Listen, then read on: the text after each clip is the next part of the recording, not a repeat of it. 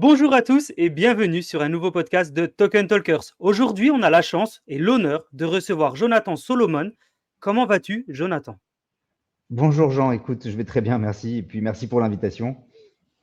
C'est vraiment un plaisir de te recevoir. C'est vraiment un honneur. On était impatients de t'avoir sur le podcast. On avait déjà pas mal échangé avant et maintenant on t'a enfin sur le podcast. On va pouvoir échanger autour de tout ce que tu fais. Donc, on sait que tu es cofondateur et co-CEO de Aria. Donc, tu vas nous expliquer aussi ce que veut dire Aria, parce qu'on sait qu'il y a un nom derrière Aria. Tu vas pouvoir nous expliquer tout ça. Exactement. Moi, la première question que je me pose, Jonathan, derrière ce parcours et ce que tu es en train de faire, est-ce que tu peux justement nous expliquer comment tu en es venu à l'écosystème Web3? Qu'est-ce que tu as fait avant pour arriver jusqu'à cette super idée de développer Aria? Parce que c'est quand même une boîte formidable. J'imagine que tu as un background. Est-ce que tu peux nous expliquer un petit peu tout ça?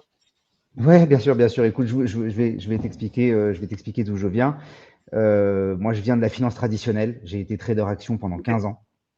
Wow. Et je suis tombé dans la marmite de la crypto en 2017, au moment où le Bitcoin explosait, au moment de la bulle des ICO. Et c'est là que j'ai vu le potentiel de ce marché, de cette technologie, et du côté technologique et du côté finance et comment dire, investissement. Et il y a 2 ans, j'ai quitté la finance traditionnelle pour monter un fonds d'investissement crypto. Donc, Wow. je remets un peu le contexte. On est post-Luna, post-FTX. Le marché s'est effondré, le Bitcoin vaut 17 000 dollars et moi, je vais lever des fonds auprès d'investisseurs pour leur créer un portefeuille crypto. Une fois chose faite, j'arrive devant mes plateformes de trading et puis l'ambiance, elle est encore un petit peu, comment dire, Morose. il y a encore, ouais, exactement, un peu morose et puis il y a encore ce côté où cette peur ambiante, si tu veux. Post-FTX, c'est qui le prochain qui va tomber? Et puis là, je me dis, je me suis constitué un portefeuille d'une vingtaine de cryptos dans lequel investir les fonds de mes investisseurs. Et puis là, je me dis, mais attends, je vais être honnête avec moi-même et puis je vais être honnête avec mes investisseurs surtout. Ben, je m'apprête à investir en fait sur des cryptos que je connais pas. Alors, ok, ouais, c'est les plus grosses, c'est les plus capitalisées, c'est celles c'est les plus connues, hein, les Solana, Polkadot, Ethereum, etc.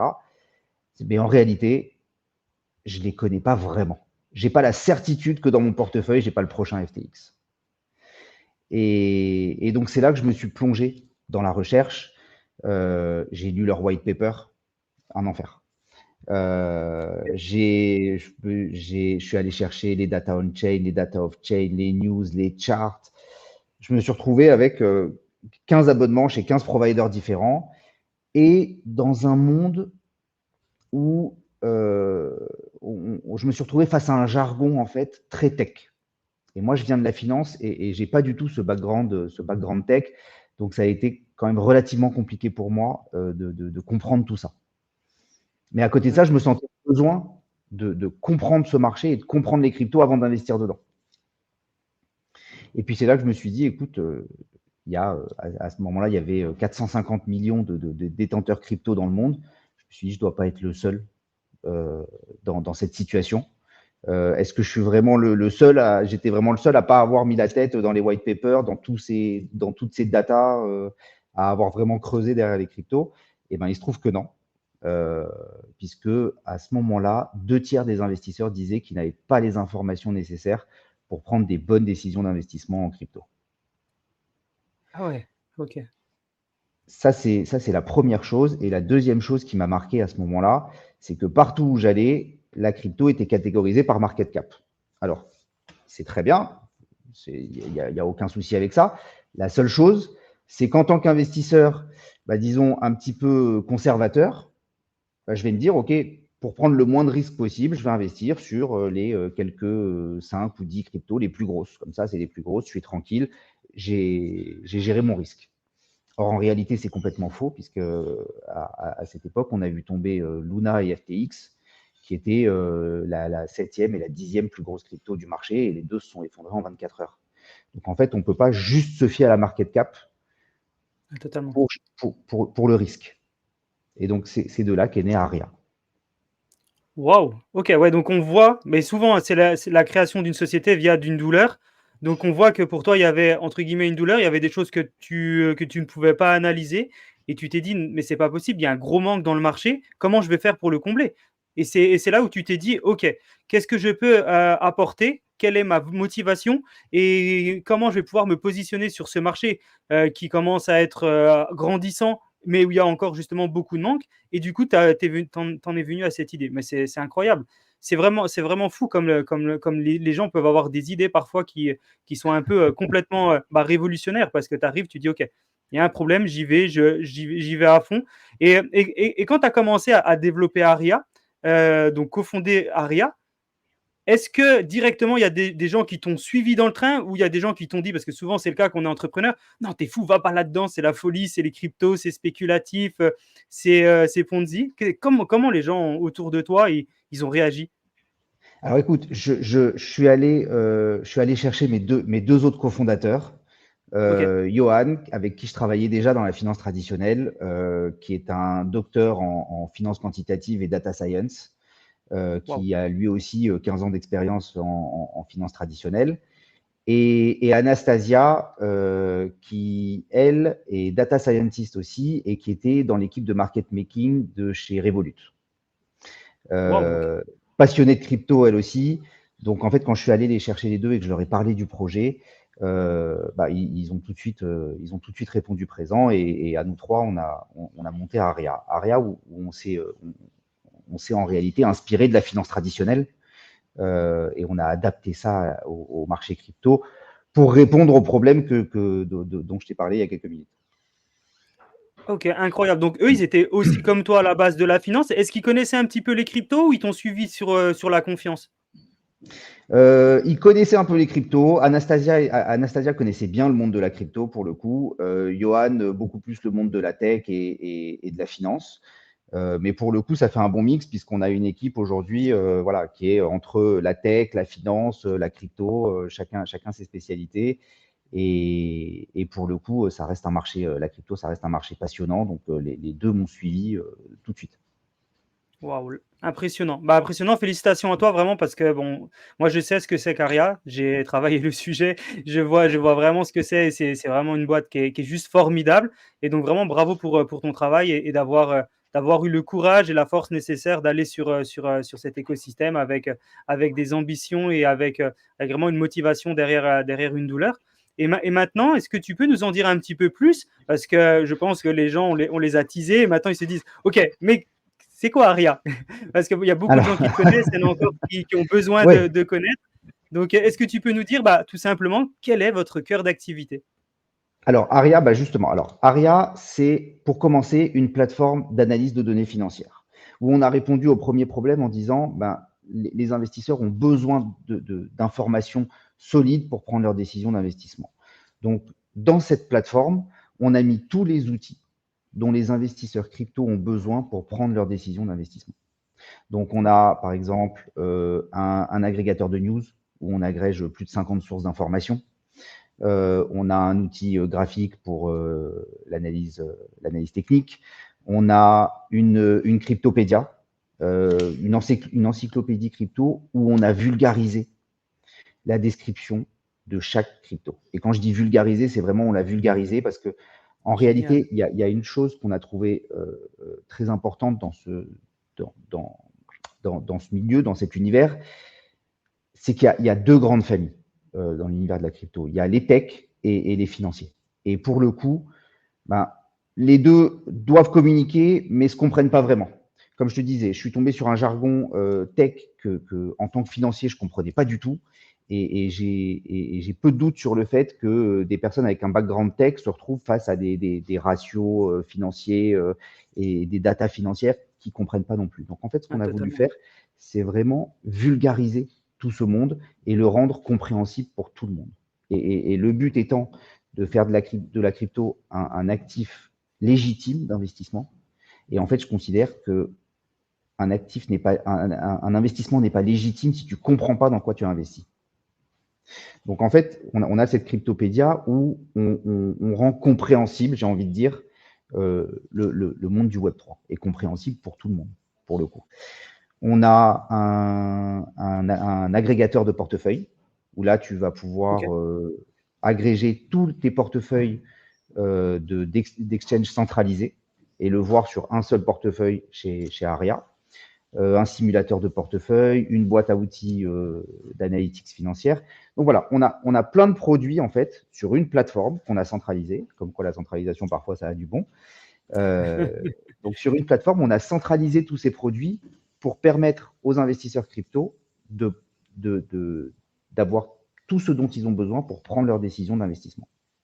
Ça, c'est la première partie du projet et en fait le cœur du projet d'ARIA. ARIA pour Algorithmic Rating and Investment Analysis. Et pourquoi je le dis maintenant? Parce que Algorithmic Ratings, on a créé une agence de notation crypto. Waouh, mais c'est la première.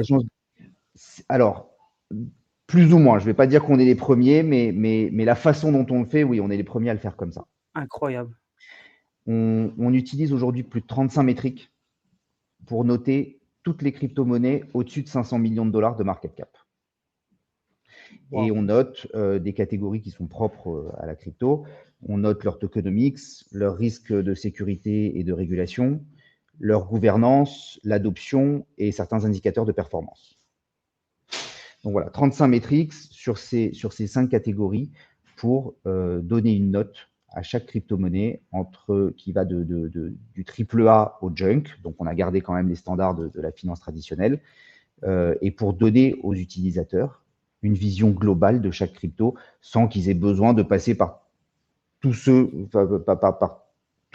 là où je suis passé, c'est-à-dire toutes les analyses, toutes les data on-chain, off-chain, les white papers, etc.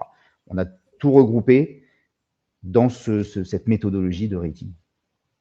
Mais c'est super impressionnant parce que ça correspond tellement à un besoin du marché. Toi, tu viens de la finance, je connais aussi pas mal la finance, et c'est vrai que dès que tu vas investir en bourse ou dans tout l'écosystème financier, il y a des agences de notation en fait. Dès que tu veux travailler, tu as des agences de notation effectivement qui vont du triple A. Alors elles ont été décriées notamment dans les périodes de 2007. On connaît tous le crack lié notamment aux agences de notation. Mais c'est un vrai besoin du marché. C'est même une obligation dans beaucoup de cas. Et pour l'instant, dans l'écosystème crypto, il n'y en avait pas. Et en plus, les gens ont effectivement ce besoin. Ils ont cette douleur de OK, je ne peux pas me fier seulement à la valeur du marché, je ne peux pas me fier seulement au nombre d'utilisateurs de cette crypto. Tu l'as très bien dit, FTX en est vraiment la preuve. Terra aussi, Terra Luna. Comment je vais faire? Et en fait, l'agence de notation, c'est tellement incroyable. Enfin, c'est une super bonne idée. C'est vraiment un gros manque actuellement qu'il y a sur le marché. C'est fou. Et tu as cofondé ça en quelle année? On a commencé à travailler dessus il y a à peu près 9-10 mois. Oui, c'est ça, il y a 9 mois. Il y a 9 mois qu'on a commencé à travailler dessus. Et la plateforme sort alors au moment où on enregistre la semaine prochaine, au moment où on sera diffusé, je ne sais pas. Mais pour le coup, voilà, on est à l'aube de la naissance d'Aria. Et Waouh. écoute, j'espère que tu as raison et qu'il y a vraiment ce besoin dans le marché. Nous, on en a vraiment l'impression pour le coup. Et c'est vraiment ce qu'on essaye d'amener, c'est un standard de risque dans ce marché sur lequel les utilisateurs, les investisseurs vont pouvoir se reposer pour investir en crypto. Tout ce que vous avez fait avec tes cofondateurs en 9 mois, c'est incroyable. En tant qu'entrepreneur, je sais qu'en 9 mois, tu peux faire énormément de choses, mais tu n'as pas tout le temps autant de résultats. Donc là, tout ce que tu as fait en 9 mois, c'est juste formidable. Vraiment, bravo à toi.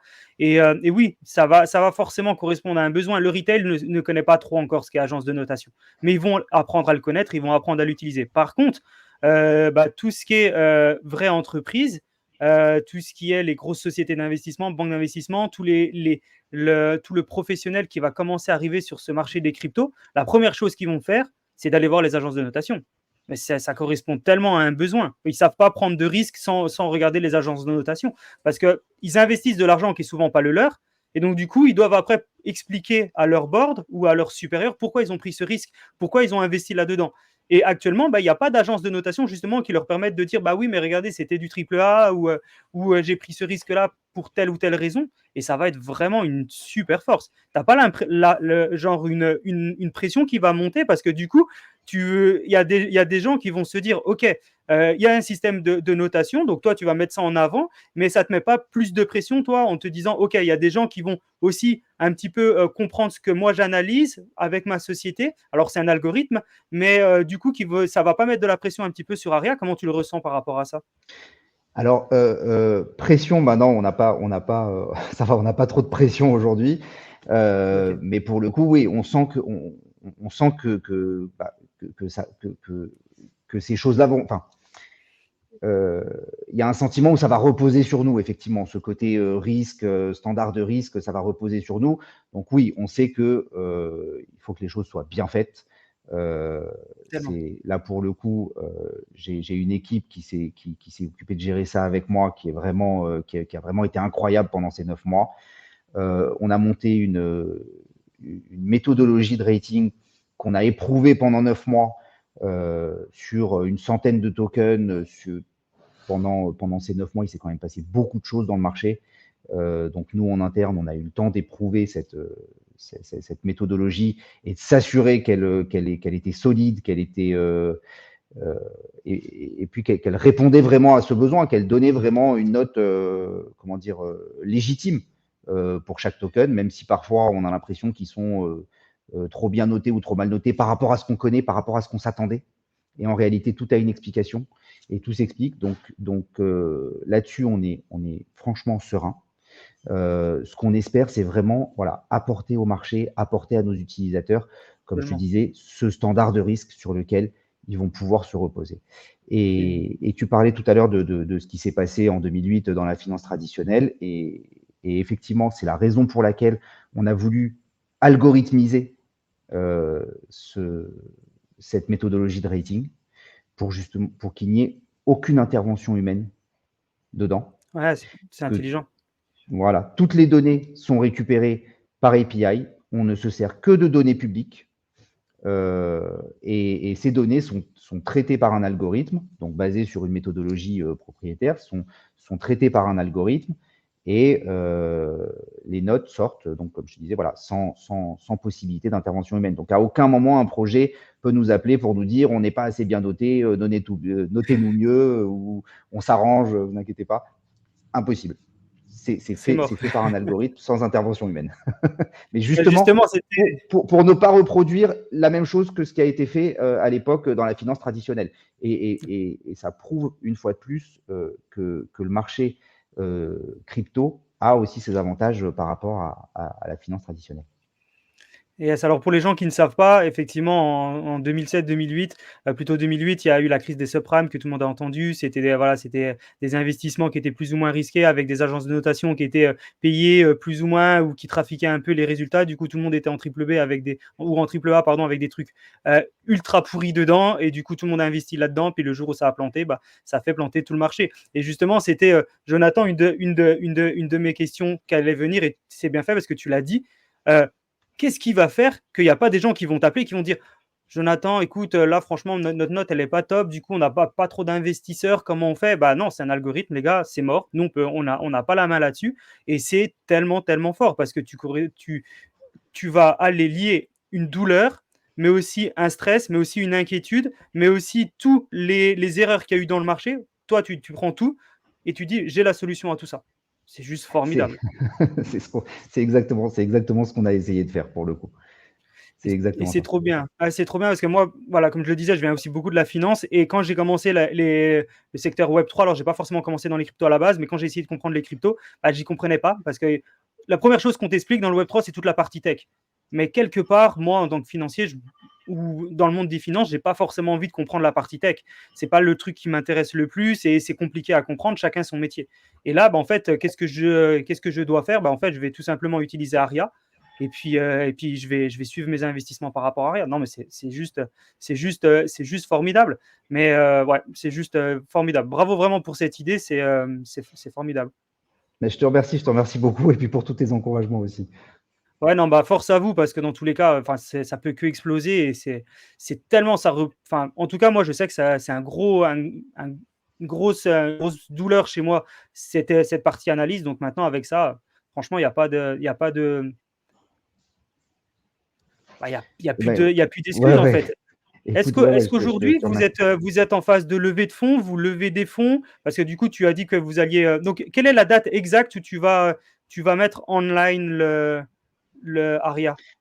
Alors, à l'heure où on se parle aujourd'hui, on est en période de pré-sale. Donc, on a une waiting list qui est ouverte où les gens peuvent s'inscrire et vont pouvoir Super. rentrer à partir du 1er mai dans la pre-sale Ok. et pouvoir souscrire à la plateforme Aria avec des discounts jusqu'à 80%. Donc, ça, c'est pour les utilisateurs Early Birds qui sont venus s'inscrire sur la waiting list. Et cette pre-sale va durer 2 semaines. Et après ces 2 semaines, la plateforme sera ouverte au public. Donc, mi-mai, la plateforme sera ouverte au public à prix public. Ok. Et ce qui est très important, ce que j'ai oublié de préciser, c'est que pour le coup, on ne fait aucun conseil en investissement chez Aria.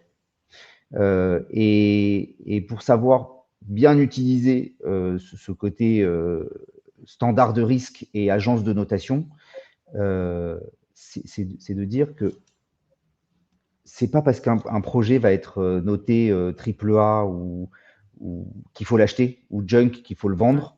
C'est vraiment ce qu'on totalement. essaye d'apporter, c'est ce côté standard de risque, dépendamment de votre profil de risque, du profil de risque des utilisateurs. Est-ce que je suis un investisseur plus conservateur, alors je vais me diriger vers du AA, AAA. Est-ce que je suis un investisseur plus spéculatif et je vais me diriger vers des tokens plus spéculatifs? Il n'empêche qu'il pourrait être très spéculatif et monter. On l'a vu dans la crypto, on le voit souvent dans la crypto, mais au moins, je me constitue un portefeuille basé sur mon profil de risque. C'est impressionnant. Et est-ce que vous utilisez, parce que c'est le mot un peu à la mode en ce moment, est-ce que vous utilisez une IA pour aussi faciliter votre algorithme ou c'est vraiment une tech que vous avez complètement développée en interne? Alors, c'est une tech qu'on a développée complètement en interne. Ok. On utilise de l'IA sur d'autres produits. En l'occurrence, on a un simulateur de portefeuille euh, qui permet aux utilisateurs de se simuler un portefeuille basé sur des statistiques passées et de l'IA en fonction de son profil de risque. Donc là, en tant qu'utilisateur, je vais venir sur ce produit, je vais définir mon profil de risque, ou en tout cas donner mon profil de risque. Donc, je suis un investisseur plutôt spéculateur, plutôt neutre ou plutôt conservateur. Donc, je vais choisir un des trois profils. Basé sur ce profil, le, le portfolio simulator va me faire une simulation de portefeuille qui me correspond. Alors, ce n'est pas forcément le portefeuille qui fera la plus grosse performance, mais c'est celui qui correspondra le Ok, mieux à ok. mon profil de risque. Au Et scope donc, d'investissement. voilà. Donc, ce portfolio simulator va pouvoir nous proposer un portefeuille ou faire un audit de ton portefeuille actuel.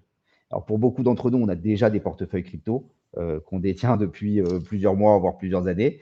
Et la vraie question, c'est est-ce que ce portefeuille nous correspond en tant qu'investisseur spéculateur ou investisseur conservateur, comme je dirais. Est-ce que ce portefeuille correspond à notre profil de risque, en fait? Et donc là, on va pouvoir faire un audit de nos portefeuilles. Et dans ce produit, c'est pour ça que j'en parlais, dans ce produit, il y a une intelligence artificielle qui aide à définir la simulation. Ah, c'est super intéressant. Et quel défi vous avez eu à relever pendant toute cette période de développement? Parce que j'imagine que ça devait être pas forcément facile. Quels ont été les défis que vous avez rencontrés durant cette période? Alors, disons que le plus gros défi, qui n'a pas été un frein, mais qui était un petit peu la pierre angulaire de ce projet, ça a été de créer cette méthodologie de rating. Ah, bah oui. Donc de trouver un maximum comment dire, un maximum de métriques pour diversifier le risque et dire on ne se base pas que sur 2 ou 3 métriques et puis s'il y en a une qui bouge, tout d'un coup la note du token se met à exploser. Pas du tout. On essaye d'éviter la volatilité, on essaye de rendre le rating le plus légitime possible et pour ça, le but c'était d'utiliser un maximum de métriques, de savoir de les trouver, une fois les avoir trouvés, de savoir les assembler ensemble de savoir à partir de là créer une méthodologie qui va correspondre à tous les tokens et à toutes les catégories de tokens. Les blockchains, les meme coins, les tokens DeFi, les tokens de métaverse, donc qui ont chacun en fait en réalité des caractéristiques différentes. Et nous, ce qu'on a voulu faire avec ce rating, c'est de créer un standard pour tous ces tokens et donc de les rendre comparables. Donc le vrai défi de tout ça, ça a été de créer cette méthodologie de rating et ensuite, effectivement, de la tester, de l'éprouver. Et comme tu disais tout à l'heure, c'est très important de faire en sorte que les utilisateurs puissent demain se reposer sur ce standard en toute confiance, Ok. sachant Donc, que… pardon, je t'ai coupé. Non, non, Sachant. voilà, donc, non, ouais, ouais, donc ils vont pouvoir se reposer là-dessus en toute confiance, sachant que c'est une méthodologie qui a été déjà éprouvée et sur lequel il y a énormément de métriques et sur lequel on a vraiment énormément travaillé et on va continuer à travailler pour le coup. Et ce qui est très important, c'est que cette méthodologie, on la rend publique. Alors, sans donner la recette magique, on va rendre public toutes les métriques qu'on utilise et Ah, pourquoi on ok. les utilise et comment on les utilise. Comment? Wow, Voilà. bravo. Ah ouais, donc Donc en c'est fait, ultra transparent. on donne pas la recette, mais on donne tous les ingrédients pour que les utilisateurs puissent comprendre comment est-ce qu'on a noté ces tokens et pourquoi est-ce que ces tokens sont bien ou moins bien notés. Alors là, j'ai deux questions qui viennent, mais la première, c'est que du coup, tu me donnes tellement envie d'aller utiliser Aria. Comment ça se passe? Je dois aller sur le site internet, je dois télécharger une application. Est-ce que tu peux nous expliquer comment ça se passe? Parce qu'au moment où le podcast va sortir, Aria sera vraiment au début et je pense qu'on va le sortir vraiment au moment où vous allez démarrer, donc peut-être le 1er mai par là. Donc du coup, les personnes qui nous écoutent, Aria existe, ça fonctionne et Jonathan va nous expliquer comment on fait pour l'utiliser. Alors, c'est très simple. Aria, c'est une plateforme web. Donc, ça part de notre site Aria, donc www.aria-crypto.com. Ok, Et puis, de là, on peut lancer l'application. génial. Donc, il va y avoir 3 abonnements. Un freemium, évidemment, pour pouvoir aller parcourir un petit Comprendre et peu la tout. plateforme gratuitement et voir comment ça se passe. Il y a une offre light et une offre premium. Donc après, ça va dépendre des accès à l'intérieur de la plateforme. Et à partir de là, on va pouvoir accéder à tous les produits que j'ai déjà décrits et à l'agence de notation qui sera à l'intérieur de cette plateforme web. Et vous allez lister combien de crypto dans un premier temps? Alors, on note toutes les cryptos au-dessus de 500 millions de dollars de market cap. Toutes, toutes, toutes. Donc aujourd'hui, on a un peu plus d'une centaine de cryptos qui sont listés sur la plateforme. C'est énorme. Euh, et à partir de maintenant, dès qu'une crypto touche 500 millions de dollars de market cap, elle est automatiquement rentrée dans l'algorithme. Les données, toutes ces datas sont récupérées et cette crypto est notée à vie. Donc même si elle redescend en dessous de 500 millions de dollars de market cap, elle continue à être notée. L'essentiel, c'est qu'à un moment dans sa vie, elle ait touché 500 millions de dollars de market cap. Ouais, très intéressant. Ça permet que si tout simplement en bear market, elle redescend légèrement, elle soit toujours listée. C'est pas, elle se déconnecte et ce qui fait qu'en gros, on perd pas en la traçabilité de cette. Ok, et ça, de cette crypto, c'est très intéressant. Et donc, du coup, ça fait une centaine, mais pour l'instant, c'est vraiment 100, puis ça va au fur et à mesure grandir s'il y a d'autres qui arrivent. C'est assez impressionnant. Et donc, du coup, si demain je veux utiliser, je vais sur le site internet, je prends soit un abonnement gratuit, soit un abonnement payant, et j'ai accès à vraiment un visuel là-dessus qui va justement permettre d'éviter de peut-être prendre des risques inconsidérés, parce qu'on sait que beaucoup de gens arrivent dans l'écosystème crypto et n'ont pas encore les connaissances nécessaires. Ça permet d'être un petit peu plus ouvert, un peu plus d'avoir la meilleure compréhension du marché, de la crypto dans laquelle on investit et d'avoir un système de notation. Et la partie transparence, mais elle est super importante parce que effectivement, tu dis, nous, on va pas donner la recette. Oui, c'est normal, personne donne la recette du Coca-Cola. Par contre, on explique un petit peu les ingrédients plus ou moins, ce qui permet aux gens quand même de voir que c'est pas juste on utilise des algos, mais vous savez pas quels sont les algos, on utilise des algos et en plus on est transparent là-dessus. C'est vraiment super important. Et tu as déjà des gens qui t'ont approché en te disant bah, Jonathan, on sait ce que tu es en train de faire.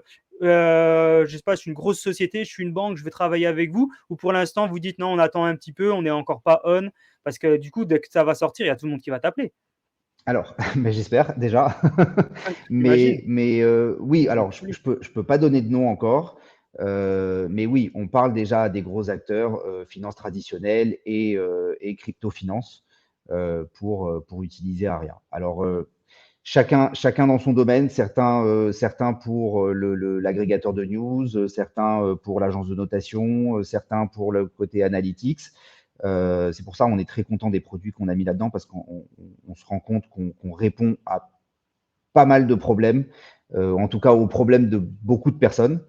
Donc chacun arrive à voir son intérêt dans la plateforme, le fait d'avoir mis plusieurs produits. Mais oui, on est assez content de l'attraction qu'on a en ce moment, même pre-launch, sur des gros acteurs de finances traditionnelles et de crypto-finance. Ouais.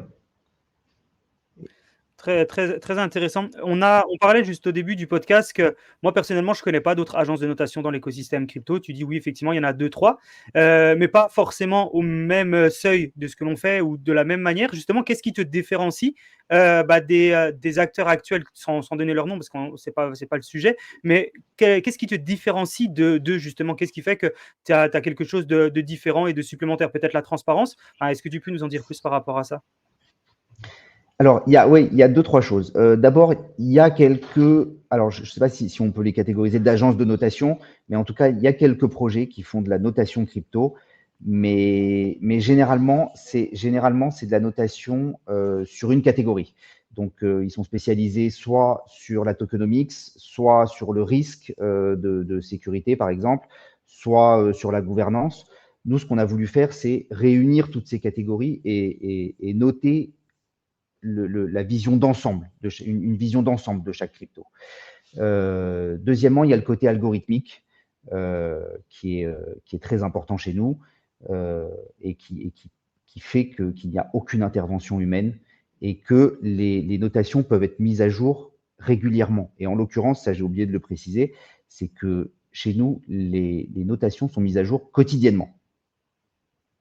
Donc, sans qu'il y ait forcément une volatilité dans les notes, tous les jours, l'algorithme va récupérer les datas de la centaine de cryptos qu'on note aujourd'hui pour lui redonner une note quotidiennement. Et donc ça, c'est ce qui nous différencie des autres Ça fait beaucoup de choses. agences de notation. Voilà. Et le fait d'utiliser autant de métriques. C'est-à-dire que aujourd'hui, je peux dire qu'on est la seule agence de notation crypto à utiliser plus de 35 métriques pour noter chaque crypto. Et sur toutes ces catégories, encore une fois. Ouais, effectivement, je pense que ouais, effectivement, mais on voit qu'il y a vraiment une approche unique derrière avec une vision de faire quelque chose qui ne se fait pas encore. Et on voit vraiment que tu viens du secteur où justement on utilise l'agence de notation. Donc tu es arrivé directement avec ce qui marche déjà. Tu t'es dit, je ne vais pas réinventer la roue, je vais faire ce qui marche et je vais le faire en mieux et je vais le faire pour le secteur des cryptos. Donc on voit vraiment que tu es allé avec une vision de dire, bon, bah ok, je vais solutionner tout ça et c'est vraiment très intéressant. Et justement, un algorithme, pour les gens qui ne connaissent pas trop ce que c'est, est-ce que tu peux nous expliquer un petit peu comment fonctionne un algorithme? Est-ce que tu peux, moi personnellement, qui ne suis pas de la tech, et je pense qu'il y en a d'autres qui nous écoutent qui ne sont pas de la tech, comment fonctionne un petit peu un algorithme pour justement nous sortir les meilleures notes? Alors, l'algorithme, en fait, ce qu'il fait, c'est rendre automatique une méthodologie qu'on a définie au départ. Donc, nous, comme je te disais, on a défini ces 35 métriques, on a décidé de les utiliser, on a décidé de la façon dont on allait les faire interagir entre elles. Donc, ça, c'est la méthodologie qui a été créée par des humains, par nous, par notre expertise.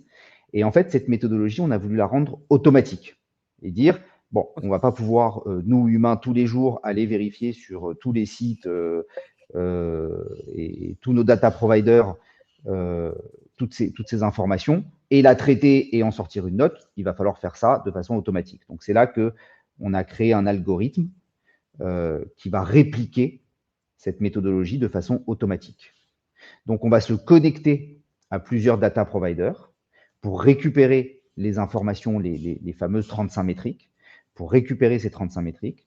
Donc, ça se récupère de façon électronique, c'est traité électroniquement par l'algorithme.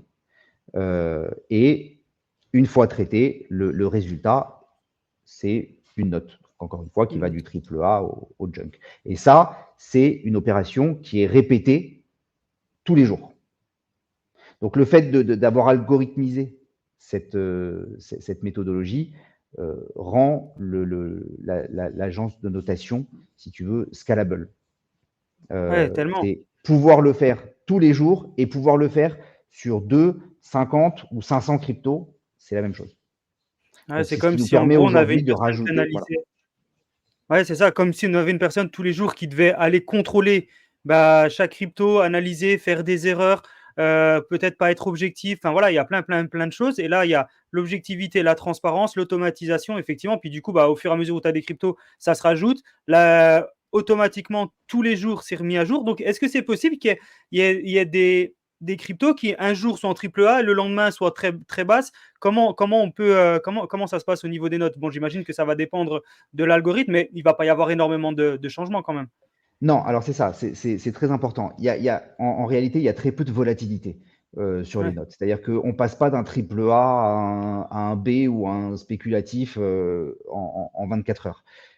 Et ça, c'est grâce au fait qu'on ait décidé de prendre au moins 35 métriques, ou en tout cas un maximum de métriques, en disant, bah, s'il y en a une ou deux qui bougent, ça va se fondre un petit peu dans toutes ces métriques. Donc, ce qui va permettre ce qui va nous permettre justement de solidifier ces notes et de dire, voilà, si je suis un triple A ou un double A, pour me faire descendre d'au moins une ou deux notes, il va falloir qu'il y ait plus qu'une ou deux métriques qui bougent. Donc, en réalité, il va falloir que fondamentalement, il y ait quelque chose qui ait changé dans cette crypto.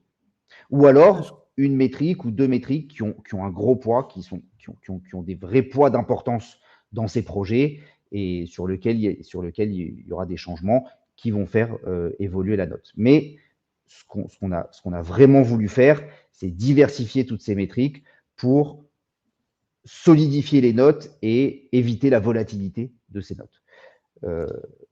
Tout en donnant, voilà, pour donner une vraie légitimité à la note. Ouais, ça permet de niveler aussi, parce qu'effectivement, il y a des fois, il y a des jours où il y a peut-être certaines choses qui vont baisser, mais ça serait dommage que tout baisse alors que le reste des sujets sont positifs. Donc effectivement, ça permet de niveler et c'est aussi très intelligent. Et quelque part, Aria va aider à l'éducation du marché. Non, tu peux nous dire peut-être un peu plus là-dessus, mais votre travail en même temps, ça va être, même si c'est pas une volonté à la base, ça va quelque part d'éduquer un petit peu l'écosystème. Exactement, exactement. Alors, il y a le côté agence de notation où effectivement, ce qu'on veut, c'est éduquer les investisseurs à ce côté standard de risque, à ce côté risque. Mais on a tout un pan d'éducation, comme je te disais au début du podcast, sur le côté vulgarisation. Et ça, c'est très important chez nous. On a voulu vulgariser donc la description de chaque crypto-monnaie pour la rendre compréhensible par des gens qui n'ont pas forcément un background tech. Parce que, encore une fois, je suis tombé sur ce problème de me dire, ben, il y a des cryptos qui ont l'air super. Qu'est-ce qu'elles font? Je vais sur leur site internet, je vais lire leur white paper et je vais être très honnête, je comprends rien. Et il y en a, après analyse, après avoir vu leur site internet, après avoir lu leur white paper, après avoir lu tout ce que je pouvais lire dessus, Après 3 mois de travail, honnête, ouais, franchement, je comprends toujours pas ce qu'ils font. Mais je donc comprends. c'est là, voilà, c'est là qu'on a voulu intervenir et dire, ok, je, moi je suis dans la crypto depuis un moment, donc en fait c'est un vocabulaire que ça y est, j'ai commencé à adopter. Maîtriser, ouais. Mais Mm. mais si je parle de ça, si je parle de ça à ma femme ou à ma mère, mais elles vont me prendre pour un extraterrestre, elles vont rien comprendre. Donc dans quelle mesure, sans comprendre, elles vont pouvoir un jour investir là-dedans? Ouais, tellement. Ça me paraît impossible. Donc, c'est exactement ce qu'on a voulu faire, c'est vulgariser tout, tout cet écosystème pour pouvoir le rendre compréhensible par tout le monde. Donc, on essaie d'utiliser des mots et des exemples le plus simples possible pour rendre cet écosystème, encore une fois, légitime en tant qu'investissement, donc compréhensible. Ça, c'est le côté tech qu'on a voulu vulgariser. Mais il y a aussi un côté finance. On donne pas mal de data financières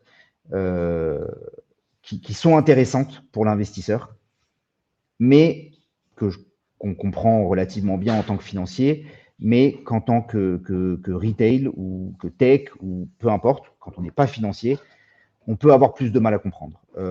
Des ratios de chart, des ratios de Sortino, de la volatilité annualisée, plein d'autres ratios comme ça. Donc là, c'est la même chose. On explique qu'est-ce que c'est que ces ratios, à quoi ils servent et comment les interpréter. Encore une fois, on ne fait aucun conseil en investissement, mais notre but, c'est de prendre l'investisseur par la main et de lui dire, voilà, je t'ai mis toutes ces données, mais je n'ai pas fait que te les mettre. Je vais t'expliquer maintenant comment tu peux les interpréter pour pouvoir prendre tes décisions d'investissement. Super intelligent. Ouais, donc c'est vraiment, on voit que tout est pensé, il y a tout au même endroit. C'est limite dictionnaire, formation, protection, notation. Enfin, vraiment, il y a tout qui est au même endroit et c'est la meilleure solution pour ne pas faire d'erreur ou au moins d'être éclairé sur le sujet. Parce qu'effectivement, il y a plein de gens qui ne sont pas éclairés. Il y a plein de gens qui disent ouais, bah, j'ai investi là-dedans parce qu'on m'a dit que ça allait faire x1000 ou je mets de l'argent ici parce que je vois qu'il y a déjà beaucoup d'argent dedans. Mais ce n'est pas que ça. Il faut vraiment aller derrière. Et puis comprendre, analyser et tout, c'est un vrai métier. Donc autant aller directement sur une agence de notation. Parce que, OK, il va y avoir un abonnement.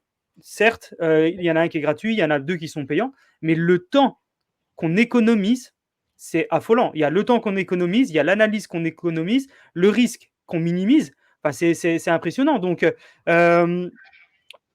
franchement, je pense que payer un abonnement pour économiser du temps, de l'argent, éviter les risques, apprendre, se former, enfin, c'est cadeau. C'est vraiment cadeau. Écoute, je te Bon, remercie. sauf si l'abonnement est 15 J'espère 000 que tout le euros monde va par mois, penser mais comme toi. j'imagine Ouais. que c'est pas ça. Oui, non, mais c'est sûr. Mais je dis c'est cadeau seulement si l'abonnement n'est pas 15 000 euros par mois, et j'imagine bien que ce n'est pas le cas. Donc, en tout cas, peu importe combien c'est tellement cadeau. C'est super impressionnant. Non, non, ouais, ouais. Non, non, on a des abonnements, justement, on a voulu rendre les abonnements accessibles. Donc, on a un premier abonnement light à 19,99 € par mois et un Génial. abonnement premium à 149,99 € par mois. Et là, c'est pour le coup des investisseurs, des traders beaucoup plus actifs de Les pros. l'écosystème. Ouais, je Voilà, comprends. donc si tu veux, on a voulu rendre les abonnements, pour le coup, vraiment abordables au grand public. Et du coup, donc bon, on voit que l'abonnement, c'est vraiment, vraiment, vraiment cadeau, effectivement. Du coup, au niveau des analyses, c'est pas les sociétés, encore une fois, qui te donnent les chiffres à analyser. Encore une fois, tu vas récupérer seulement des informations qui sont publiques. On Exactement. est d'accord. On que des informations publiques. Et alors, pour le coup, les sociétés ne savent pas qu'on les note, j'ai envie de dire, à l'heure actuelle. On n'a pas encore sorti la plateforme. Une crypto est notée à partir du moment où elle touche 500 millions de dollars de market cap. Et ça, c'est quelque chose qu'on a automatisé. Donc, on n'attend pas que les sociétés nous appellent pour demander à être notées ou nous, on ne les appelle pas pour les prévenir. Ah, ça y est, vous allez commencer à être noté. C'est officiel, c'est public. À partir de 500 millions de dollars de market cap, vous êtes noté par Aria. Et j'ai une question. Est-ce que on a le droit de noter tout et n'importe quoi? C'est-à-dire que si par exemple demain, bah, je ne sais pas, tu notes ETH et que ETH n'est pas valable sur la note, est-ce qu'ils ont le droit de t'interdire la notation? Alors, a priori, non, ils n'ont pas le droit de m'interdire la D'accord. dotation. Ils ont le droit de grogner s'ils sont, s'ils sont pas OK avec la façon dont ça se passe. Et c'est pour ça qu'on insiste encore une fois sur le côté Liberté. méthodologie et le fait de la rendre publique, c'est de pouvoir expliquer au projet pourquoi est-ce qu'ils ont cette note et comment est-ce qu'ils peuvent l'améliorer. Ah oui, c'est bien. Voilà, donc il y a encore une fois, il y a vraiment un côté transparence et pour les utilisateurs et pour les projets, pour leur dire voilà, bah, vous êtes noté comme ça parce que votre tokenomics c'est comme ça parce que votre décentralisation, parce que vous n'êtes pas assez décentralisé, parce que votre code, vos smart contracts n'ont pas été audités, parce que si, parce que ça. Il y a plein de raisons pour lesquelles vous avez été moins bien noté. Et voilà ce que vous pouvez faire pour améliorer votre note. Ah, donc en fait, c'est double sens. Tu aides les utilisateurs, mais tu aides aussi les fondateurs des projets à s'améliorer. Alors, en leur disant, bah, Évidemment. écoutez, vous êtes bien, mais vous n'êtes pas au top. Vous pouvez encore faire, vous pouvez mieux faire. Donc ça, Bien sûr. c'est vraiment intéressant.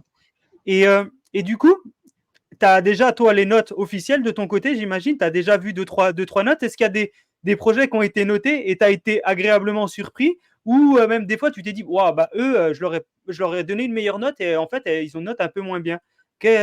Comment ça se passe? Est-ce que toi qui vois les notes et qui les a vues, comment tu as réagi aux résultats? Alors oui, effectivement, c'est très intéressant parce qu'il y a des projets, je ne m'attendais pas à ce qu'ils aient une aussi bonne note.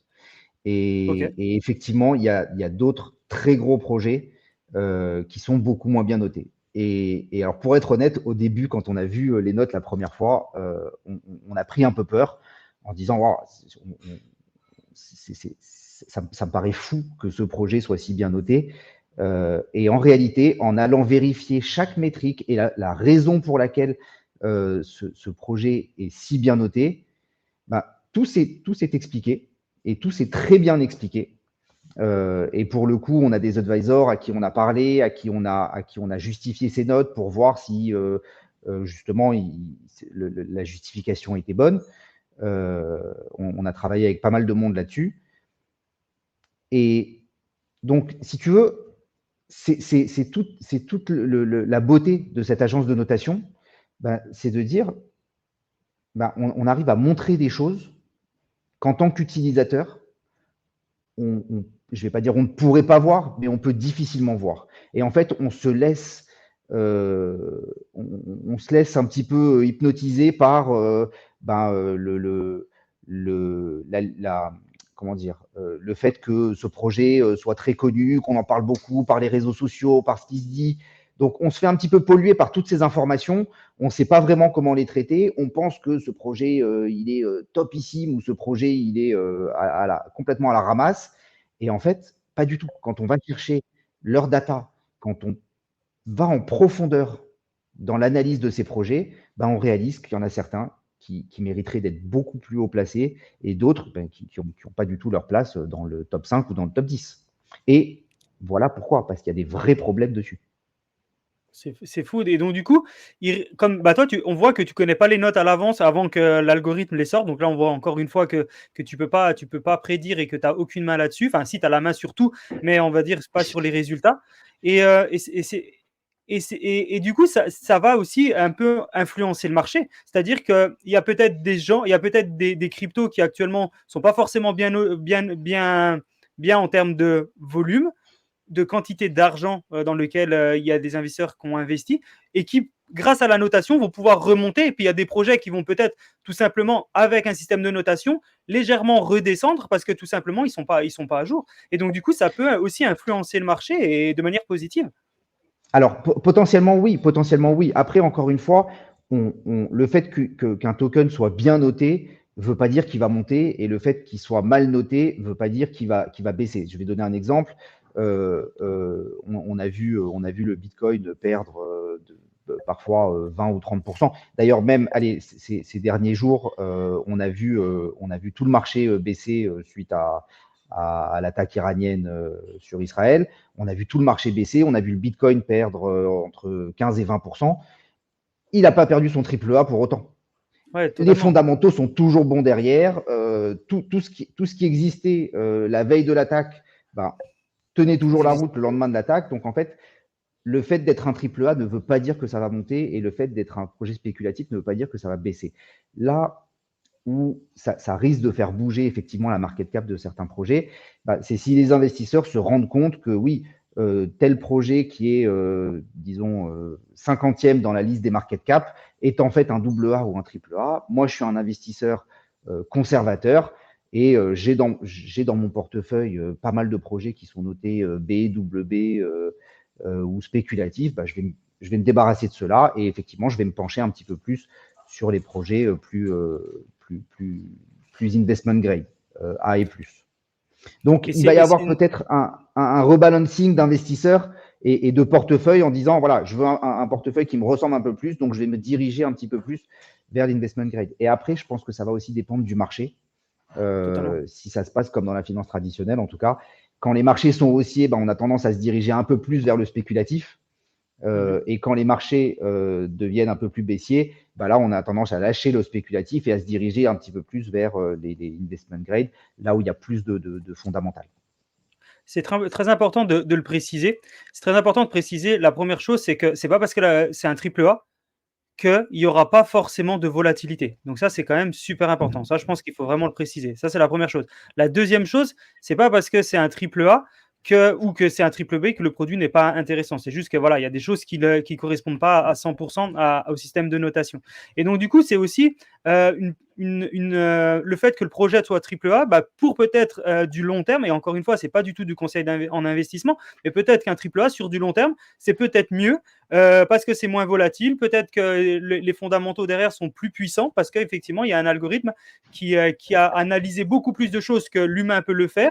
Et encore une fois, dans l'analyse, il y a toute la partie, on sait, pour les personnes qui font du trading, il y a toute la version risque, il y a tout le stress, il y a plein de choses, vraiment toute la partie mindset derrière qui peut faire des erreurs, notamment sur du trading ou sur de l'investissement. Et là, du coup, avec lui, l'algo, lui, il ne stresse pas.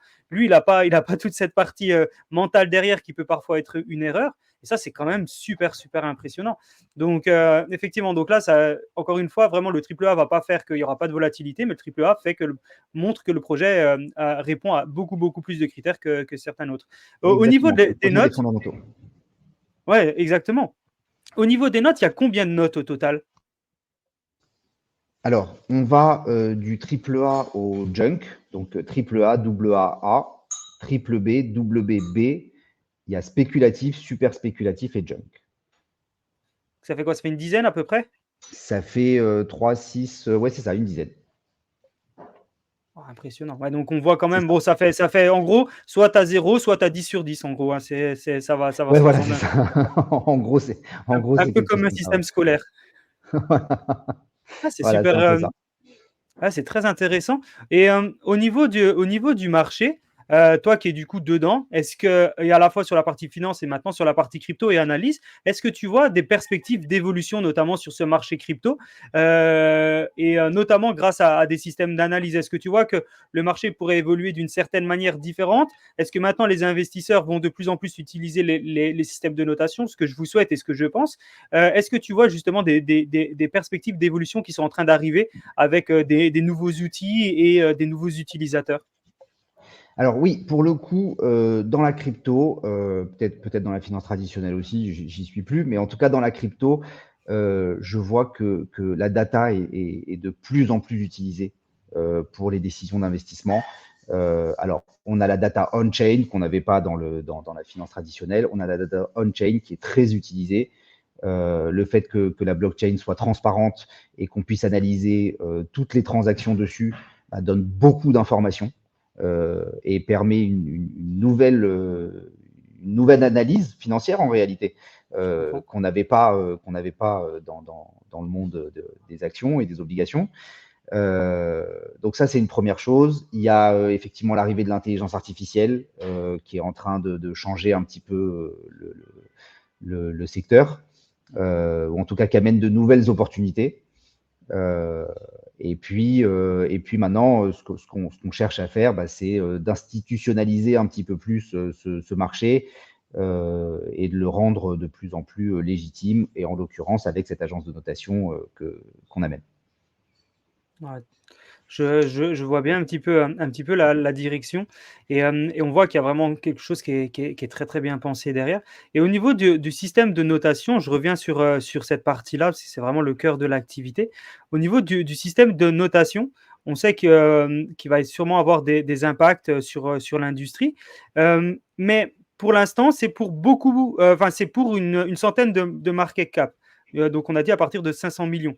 Est-ce que dans le futur, vous allez peut-être baisser légèrement, peut-être à 400 millions, 300 millions, pour avoir de plus en plus de produits, ou votre objectif, c'est de dire non, on ne fait pas de la quantité, par contre, on fait de la qualité? Alors oui, c'est ça. On veut pas forcément faire de la quantité, on veut faire de la qualité. Maintenant, on se ferme pas la porte à baisser un peu la Le limite côté. si besoin. Mais on considère le but ici, c'est de noter des cryptos qu'on considère légitimes dans un portefeuille d'investissement.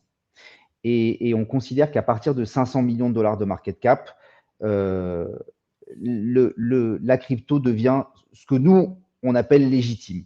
Ça ne veut pas dire qu'elle a des très bons fondamentaux derrière, mais ça veut dire que si elle est arrivée jusque-là, c'est qu'elle a au moins une très grosse communauté, c'est qu'elle est au moins regardée par beaucoup de personnes, et donc elle mérite d'être notée. Il y a pour être honnête, il y a plein de meme coins qui n'ont aucun fondament, fondamentaux et qui sont Bien sûr. notés.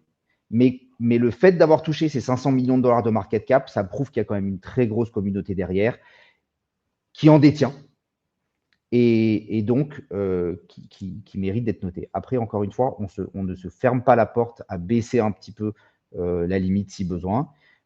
Par contre, là où on ferme la porte, c'est de descendre sur des projets à quelques millions de dollars de market cap, des Ouais, projets voilà, qui vraiment sont un peu moins meme intéressants. coin, voilà. D'accord. Donc on Euh, reste dans le haut, on reste dans le haut du panier. Ouais, totalement. Non, puis au moins, ça permet d'avoir aussi un tri sélectif par rapport au volume et par rapport à la communauté. Effectivement, si c'est pour faire des plus petits produits, mais que tu n'as pas de communauté derrière ou qu'il n'y a personne qui a un intérêt sur ce produit-là, bah, quelque part, ça sert à rien de le faire. Donc, autant le faire avec des gros produits, ça va intéresser beaucoup plus de Exactement. gens. Est-ce Et il y que, a autre chose de est-ce que très là, important, excuse-moi, ouais, c'est bien qu'avec sûr. avec ces grosses cryptos, pour le coup, on a pas mal de data. Avec des Ah oui. très petites cryptos, on a beaucoup moins de data, donc en fait, la notation serait beaucoup moins légitime et on veut pas du tout aller sur ce terrain-là. Ouais, où les datas peuvent être un peu trafiquées parce que du coup, les datas sont peut-être données que par les sociétés elles-mêmes Exactement. porteuses de projets. Et donc, du coup, si tu analyses que des documents qui sont publics mais donnés par une seule personne, une seule source, bah, du coup, ça ne marche pas. Là, l'avantage, c'est que tu as plusieurs sources parce que c'est des gros projets et du coup, ça te permet d'avoir vraiment une vision globale. Est-ce qu'il va Exactement. y avoir un impact avec la partie régulation? Est-ce que les agences de notation dans le futur, ça va être régulé? Est-ce que déjà là, il faut être régulé? Parce que c'est quelque chose qui, pour l'instant, je pense, il n'y a vraiment pas besoin de régulation. Et est-ce que, bah, justement, les agences les agences comme l'AMF ou ce genre de société commencent à vous tourner autour ou même ont directement un besoin réel et vous allez pouvoir le combler? Alors, pour l'instant, on n'a pas besoin d'être régulé. Ouais, On n'a pas besoin d'être régulé parce qu'on ne fait aucun conseil en investissement, c'est parce clair. que on ne détient pas de crypto, on ne vend pas de crypto, on ne fait pas de custody. Euh, donc, pas besoin d'être noté. On est vraiment une source d'information. Un fournisseur de Pas besoin. technologie. Voilà, exactement. Donc, pas besoin d'être régulé. À l'avenir, on est très content de parler avec les régulateurs. On vient s'imposer comme standard de risque. Donc, forcément, on a envie d'être régulé. On a envie de parler aux régulateurs et on a envie comment dire, de comply avec les régulations qui sont en place. Et en l'occurrence, en France, donc on est une société française. En France, on a une régulation qui est déjà en place, la régulation PSAN, avec l'AMF, et on serait très content de commencer à leur parler et voir comment on peut aider à encore améliorer la régulation sur cet univers Web3. Il y a Bika qui va rentrer, qui va rentrer bientôt En vigueur. en action. Ouais. Donc voilà, donc pas besoin de régulation, mais très content de parler aux régulateurs et très content de suivre toutes les règles. Ouais, totalement. Bah, je pense que c'est important, mais effectivement, quand on est fournisseur de technologie, on n'a pas besoin de se réguler. On apporte juste une couche technologique supplémentaire. Il y a rien de spéculatif. Hein, c'est complètement. Et d'ailleurs, on le voit au niveau de ton business model, là où vous allez gagner entre guillemets votre vie, c'est avec les abonnements et c'est avec les systèmes derrière. C'est pas parce qu'il y a Bitcoin qui vont vous envoyer de l'argent, c'est pas parce que vous allez vendre des cryptos. Donc, enfin, vraiment, le business model est ultra clair par rapport à ça. Euh, Exactement. Depuis que tu as cofondé vraiment Aria, Jonathan, est-ce qu'il y a des choses sur lequel tu as appris. Parce qu'on sait que quand on fonde une entreprise, bah, on apprend toujours plein de choses. Je ne sais pas si c'était d'ailleurs ta première société ou si tu en avais fait d'autres avant. Et vraiment, quelles sont les principales choses que tu as appris durant cette période? Est-ce qu'il y a vraiment un truc que tu mets en avant et tu dis, bah, ça, je ne pensais pas que ça fonctionnait comme ça. Mais par contre, ouais, très content d'avoir appris. Alors, ouais, j'ai appris beaucoup de choses. Je suis passé de 15 ans de trading derrière mes écrans à tout d'un coup fonder une société. Et puis là, ben, en fait, tu réalises que tu dois tout savoir, quoi. Tu dois savoir, tu dois connaître le marketing, tu dois connaître les RH, tu dois connaître la tech, tu dois connaître. Enfin, c'est complètement dingue. Et franchement, c'est une expérience que j'adore. Euh, ouais, j'ai énormément appris en un an d'entrepreneuriat. Trop bien. Euh, j'ai j'ai envie de te dire ce que j'aime le plus, et ça, c'est propre à la crypto, c'est le contact avec la communauté. Ah Euh, oui, et ah ouais, c'est le contact avec la communauté. Je trouve que la communauté Web3, la communauté crypto, est une communauté extrêmement ouverte, extrêmement accueillante. J'ai rencontré énormément de personnes super intéressantes, euh, toujours prêtes à t'aider, à te donner des conseils, à te présenter d'autres personnes. Donc ça, c'est vraiment quelque chose que c'est c'est vraiment vrai. un des points que j'aime le plus en tant qu'entrepreneur Web3. Il C'est faut mettre en vraiment avant, tu as cet raison. accueil, ouais, ouais. C'est vraiment cet accueil de la communauté crypto. Ah ouais, Euh, non, c'est vrai que les gens n'en parlent pas beaucoup, mais c'est vrai que l'écosystème Web3, surtout francophone, bah, ça reste encore un petit écosystème, tout le monde se connaît, tout le monde se donne les contacts. L'idée, c'est voilà, vraiment de faire grandir cet écosystème ensemble, parce que si chacun fait de son côté, bah, on ne grandit pas. À plusieurs, voilà, on grandit, il y a de plus en plus, et je pense que c'est même un secteur d'activité qui doit avoir le plus d'événements à l'heure actuelle, enfin, ou peut-être un des secteurs d'activité qui a le plus d'événements. Du coup, tout le monde se rejoint sur des événements, ça parle, ça fait grandir le réseau, ça réseaute. Et je pense que c'est vraiment la force, effectivement, du Web3, c'est la communauté. Ouais, tu as totalement raison Ouais, là-dessus. ouais, il y a une bienveillance dans cette communauté qui est Mm. incroyable. Et en tant qu'entrepreneur, pour le coup, alors voilà, encore une fois, c'est la première fois que je monte une startup. C'est pas forcément tous les jours facile. On sait pas forcément tout faire au début. Et pour le coup, il y a une bienveillance dans cette communauté qui fait que bah, ça aide beaucoup. Ouais, Euh, c'est clair. et je trouve ça génial. En termes de vision, si on se projette un petit peu avec Aria d'ici, allez, 5 ans, est-ce que, alors je sais que c'est encore loin, 5 ans, parce que la société n'a pas encore fait sa première bougie, mais si on se projette à 5 ans, sans partir sur une partie confidentielle, hein, bien sûr, comment tu vois Aria, qu'est-ce que tu souhaites Aria d'ici 5 ans sur la partie peut-être, alors on a bien compris qu'il pourrait peut-être avoir encore sur une partie régulation, sur le fait peut-être d'avoir un petit peu plus de crypto, sûrement des utilisateurs. Qu'est-ce que tu souhaites? Quelle est ta vision et ta projection sur Aria dans 5 ans? Alors, on s'est projeté à 2 ans, à 3 ans, à 5 ans. Et je pense que Ah ouais? c'est un besoin quand tu es entrepreneur, c'est d'arriver à te projeter, à te visualiser, à visualiser ton projet dans le futur. On s'est projeté et c'est vrai qu'on a une vision euh, de devenir, si tu veux, la plateforme de référence pour l'investissement crypto. C'est-à-dire que moi, ce que je voudrais à 5 ans, c'est qu'un investisseur crypto, la première chose qu'il fasse le matin quand il arrive devant ses écrans, c'est qu'il Il ouvre connecte Aria. son ARIA, voilà, qu'il connecte ARIA. De la même manière que, pour être honnête, moi, dans la finance traditionnelle, j'arrivais en salle de marché, je m'asseyais sur ma chaise, la première chose que je faisais, j'allumais mon Bloomberg. Bon, bah, Mm. c'est un petit peu le même principe, si tu veux. Euh, donc ça c'est la vision de Aria.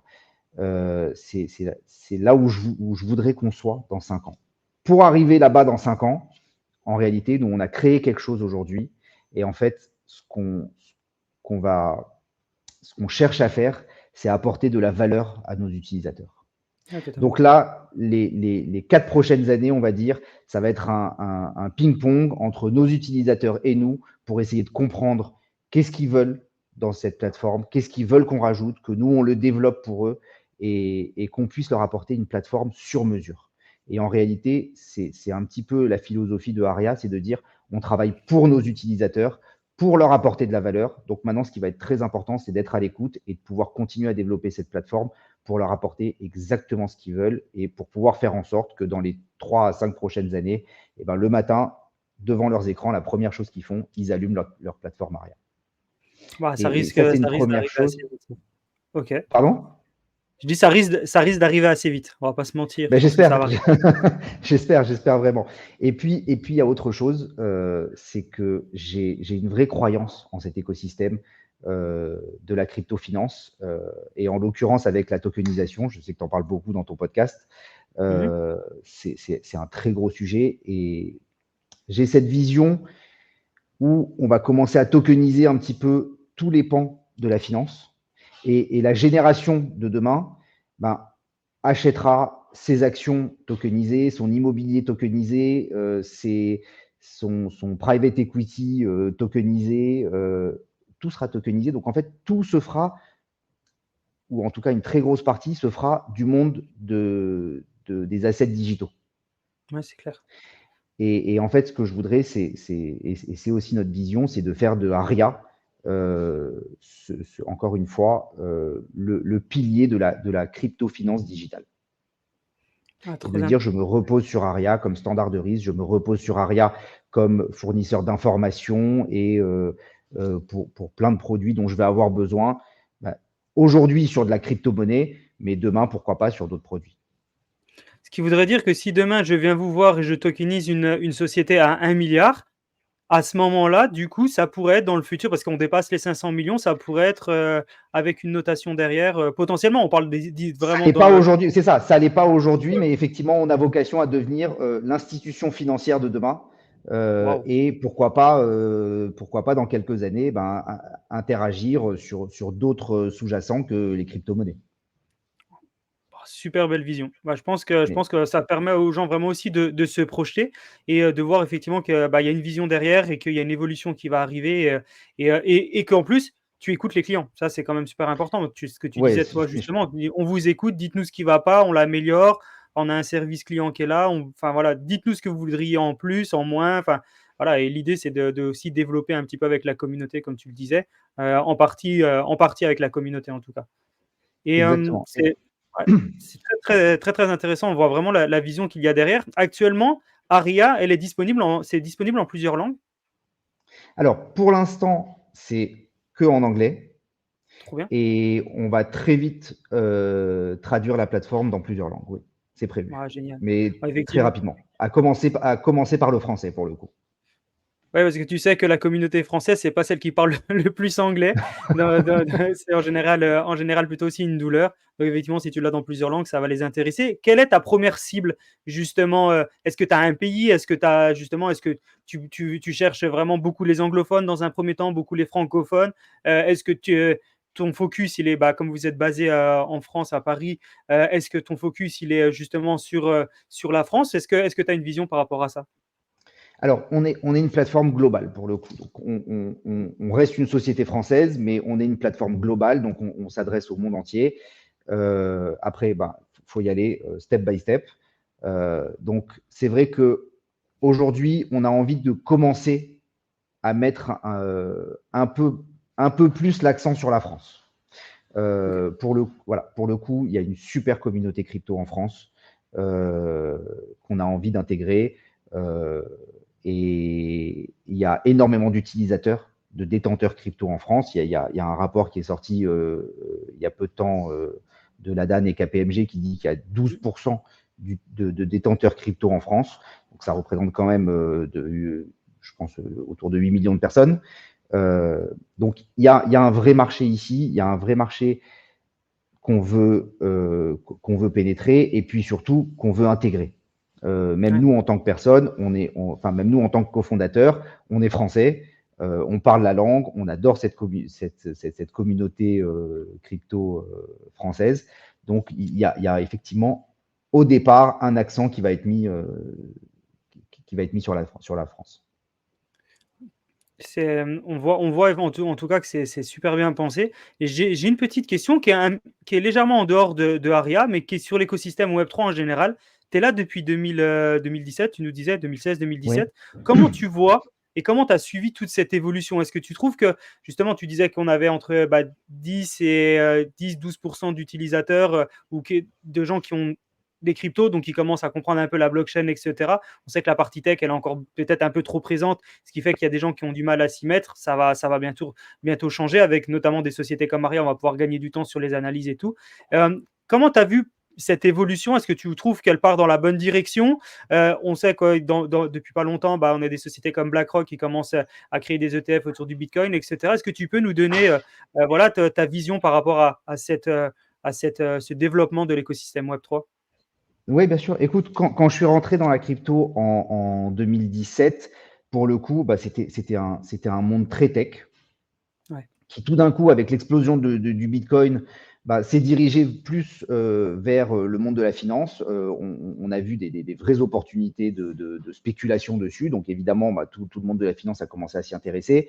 Et on voit que ce monde évolue. Alors, de plus en plus, au départ, de plus en plus retail, puis de plus en plus institutionnel. Alors, comme tu as dit, effectivement, il y a BlackRock qui vient d'émettre des ETF, mais il y a plein d'autres institutionnels qui travaillent sur cet écosystème et qui le font évoluer. Donc, en fait, on sent que l'écosystème crypto est en train de grandir. Moi, ce qui me dérange encore un tout petit peu, c'est le côté adoption mass market. C'est-à-dire que il y a encore un côté tech qui est trop prépondérant et qui empêche les retail de rentrer vraiment dedans. Comme je disais, c'est franchement pas facile à comprendre. Alors, je parle même pas que du côté description de crypto et ce que font les boîtes crypto, mais même le côté wallet, transfert, DeFi, tout ça. Honnêtement, j'ai envie de dire, pour la ménagère de 40 ans, c'est encore relativement compliqué. Donc, moi, je pense que l'adoption va se faire de deux manières. D'abord, par la simplification de tout ça, de ce côté wallet, transfert d'argent, DeFi, enfin, en tout cas, de cet écosystème, de cet univers. Vraiment, la vulgarisation, la simplification et le fait de pouvoir le rendre, accessible à tout le monde, sans avoir un besoin de connaissances tech. Ça, c'est la première chose. Et la deuxième chose, là où je pense que ça va énormément évoluer, c'est sur le long terme. C'est avec le temps et c'est avec, j'ai envie de dire, le rajeunissement de la classe politique mondiale, l'arrivée des jeunes d'aujourd'hui sur le monde du travail demain. Et pour le coup, c'est une catégorie de personnes qui est déjà relativement familière avec le monde de la crypto, le monde du Web3. Et quand ces jeunes-là vont, allez, je vais dire, prendre le pouvoir des grosses institutions financières ou des grosses institutions politiques, j'ai une vision long terme, hein, mais à Ouais. ce moment-là, il risque d'y avoir une très grosse adoption de la crypto et des marchés digitaux au niveau mondial. Ah, c'est vraiment un sujet, et c'est un sujet qu'on essaie de traiter beaucoup avec Token Talkers.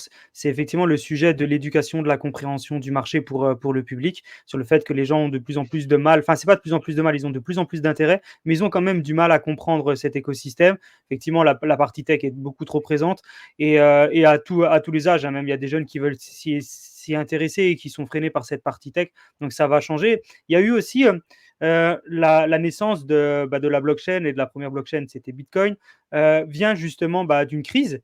Peut-être qu'une crise par la suite pourrait faire que justement les institutions bancaires standards change un petit peu, le système monétaire change un petit peu et que peut-être aussi il y a une adoption qui soit un peu plus massive sur le secteur Web3, crypto, token, etc. par la suite. Ça peut être une possibilité. Alors, on souhaite bien sûr pas de mal, mais on ne sait pas ce qui peut arriver et ça peut être aussi quelque chose qui accélère un petit peu le mouvement et qui va peut-être forcer les gens à, même si c'est encore tech, à peut-être aussi comprendre et utiliser. C'est un petit peu comme Internet avant les années 2000. Si on expliquait aux gens dans un premier temps que Internet, c'était un protocole HTTP développé comme ça, qui fonctionne avec tel algorithme ou tel protocole derrière, les gens auraient dit bah ouais, mais c'est trop compliqué, j'ai pas envie d'utiliser Internet. Et puis ça s'est simplifié. Et puis maintenant, tout le monde l'utilise et grâce à ça, on peut communiquer, payer, faire plein de choses. Et je pense que la blockchain, ça va être sûrement ça avec les cryptos aussi par la suite. Exactement. Et puis pour le coup, voilà, comme tu disais, il y a plein de raisons pour lesquelles ça peut évoluer dans le bon sens. Et j'arrive pas vraiment à trouver de raison qui pourrait freiner Faire cette l'inverse. adoption. C'est-à-dire que Ouais. ça y est, on a, les États, ils ont essayé en 2017, 2018 d'interdire, de bloquer, de réguler, mais ouais, limite vraiment de l'interdire. On a compris que c'était pas possible. On a compris que maintenant, la meilleure façon de faire, bah, c'était de réguler le marché et d'aller dans le sens de ce marché parce qu'on n'arrêterait pas le Bitcoin, parce qu'on n'arrêterait pas la crypto, mais parce qu'il y a quand même un besoin de régulation. Donc, en fait, après avoir essayé de l'arrêter et après avoir compris que c'était pas possible, ben, je n'arrive pas à trouver ce qui va pouvoir freiner en réalité l'adoption de ce marché. Je ne parle pas de prix, encore une fois, il peut y avoir des crises, d'autres crypto winter, le Bitcoin peut baisser ou le prix du Bitcoin et des autres cryptos peuvent baisser, mais sur le côté adoption, je pense que là, on est sur une pente vraiment ascendante. Ouais, c'est difficile de dire que c'est mal parti. C'est vrai que les gens, parce qu'il y en a encore qui sont pessimistes, hein, qui disent non, mais ça va se faire arrêter, ça va se freiner. Ah, Effectivement, ça il y y a est. un faible pourcentage qui peut arriver, mais c'est tellement faible que là, maintenant, je pense qu'il faut juste quand même se faire à l'idée qu'il y a une nouveauté, que cette nouveauté existe et voilà, qu'il faut se renseigner, qu'il faut Exactement. s'éduquer, qu'il faut grandir, comprendre, utiliser des bons outils. Aria fait partie des bons outils à utiliser pour justement arriver dans cet écosystème avec les meilleures notions. Et quoi de mieux qu'une agence de notation pour voir quelles sont les meilleures notions et soit dans quoi investir, soit dans quoi travailler, soit voilà, de faire, parce que c'est encore une fois, c'est pas du conseil en investissement, mais faire vraiment des choix qui soient forts et qui soient un peu conseillés par une agence comme la tienne.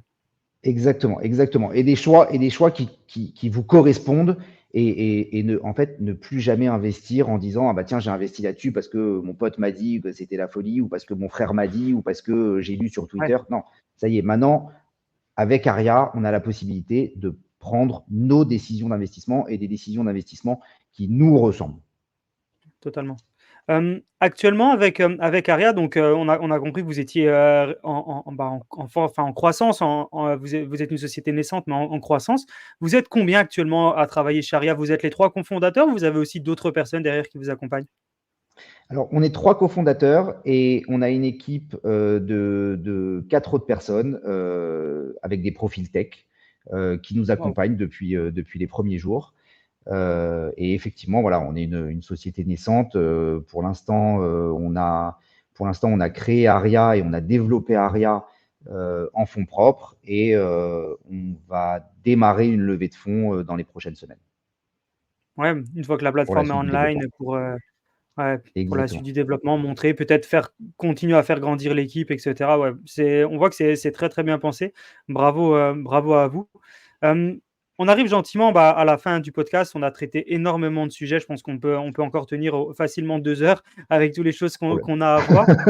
Mais ouais, sans problème. Hem, Est-ce que donc nous, en général, on laisse un petit mot de la fin, à nos invités. Alors un petit qui peut être grand, il peut durer un quart d'heure comme 2 minutes, c'est vraiment toi qui décides et dans ce mot de la fin, ça peut être revenir sur un sujet, ça peut être traiter un sujet qu'on n'a pas encore traité et que tu voulais mettre en avant, ça peut être tout simplement, utiliser un mantra, une phrase que tu aimes bien dire, ça peut être un conseil à la communauté. Vraiment ta carte blanche, ça prend le temps que tu souhaites. Qu'est-ce que tu aimerais, mettre en avant comme mot de la fin? Non, non, mais écoute, on est à la veille du lancement de Aria. J'espère que, comme tu dis, ben, on va répondre à un besoin qui est, j'espère, flagrant. Tellement. J'espère qu'on va avoir mis dans la plateforme tout ce que les utilisateurs attendaient, justement, pour le côté investissement. Euh, maintenant, ben, maintenant qu'on va lancer la plateforme, j'ai envie de dire, c'est maintenant que ça commence pour nous. C'est maintenant que ça commence et j'espère que les utilisateurs vont pouvoir nous donner leur retour, qu'on va pouvoir continuer à développer ce qu'ils veulent, ce qu'ils attendent. Euh, je suis très content de continuer à interagir avec la communauté crypto. On est ouvert à toute forme de partenariat pour améliorer la plateforme, pour améliorer la méthodologie de rating. Enfin, voilà, on est franchement très ouvert pour continuer à interagir avec la communauté crypto francophone et mondiale. Euh, Et voilà, écoute, je suis impatient d'appuyer sur le bouton, de lancer la plateforme et voir comment ça va comment ça va se dérouler maintenant. Bah, moi aussi, moi aussi, je vais pas te mentir. Je suis impatient, je pense que les gens qui nous écoutent, s'ils n'ont pas téléchargé l'application ou utilisé l'application pendant le podcast, je serais très étonné, mais ça donne vraiment, vraiment envie. On voit la projection qu'il y a derrière, on voit que c'est vraiment bien pensé et que ça correspond vraiment à un net besoin du marché. Encore une fois, je le répète, mais c'est vraiment un net besoin. Et toutes les personnes qui écoutent le podcast, vraiment, c'est tellement important de pouvoir vous faire accompagner d'outils qui vous permettent de vous faire gagner du temps, vous faire gagner de l'argent, potentiellement éviter de prendre des risques, etc. etc. Enfin, vraiment, il n'y a que des points positifs.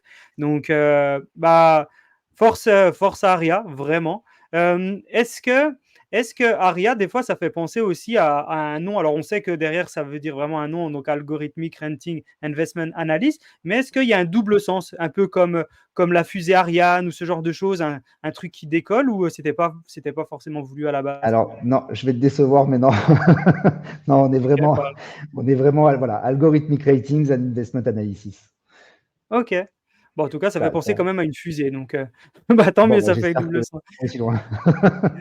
En tout cas, vraiment, bravo encore, Jonathan, pour ce que tu fais. Bravo ce que tu fais avec tes Merci, Jean. cofondateurs.